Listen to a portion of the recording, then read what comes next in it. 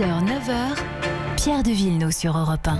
Il est ici, David Abiker, pour la revue de presse. Bonjour David et bonne année.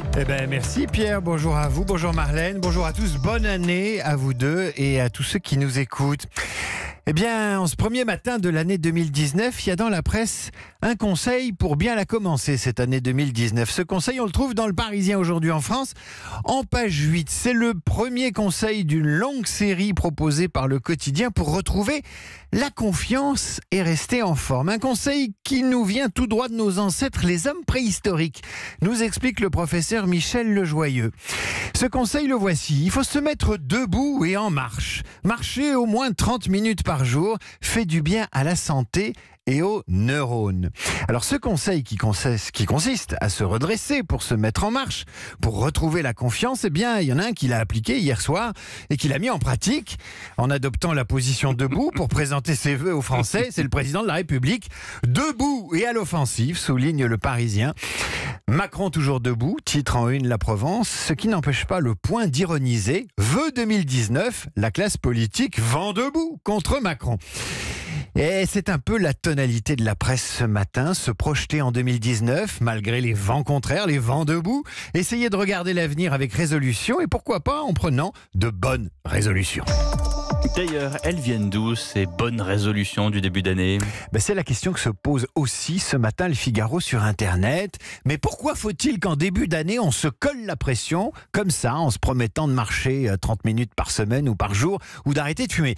Il faut revenir longtemps en arrière, nous explique le Figaro.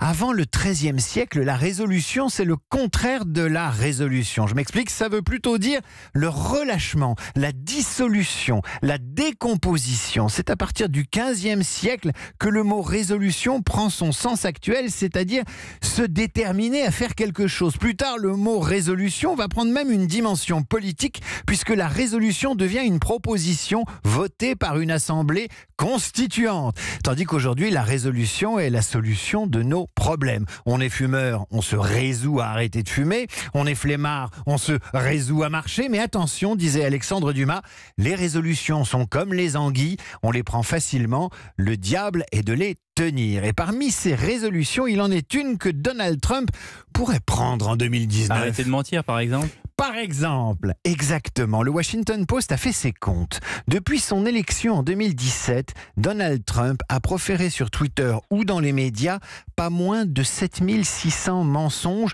ou contre-vérités. Le nombre des mensonges présidentiels s'est envolé avant les élections de mi-mandat pour atteindre au mois d'octobre dernier le chiffre de 1200.